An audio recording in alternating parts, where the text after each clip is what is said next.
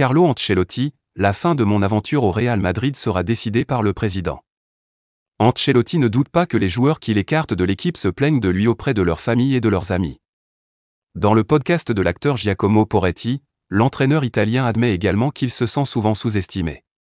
Parfois, j'ai l'impression que nous ne sommes pas assez appréciés à notre juste valeur. J'aimerais être une mouche pour entendre ce qu'un joueur dit quand il ne joue pas et qu'il rentre chez lui.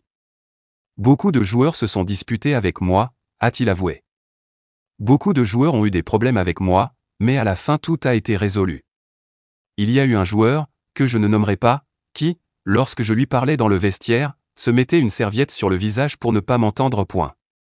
C'était au début de sa carrière. Un jour, je lui ai dit, on ne peut pas continuer comme ça.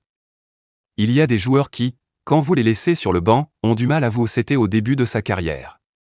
Un jour, je lui ai dit, on ne peut pas continuer comme ça.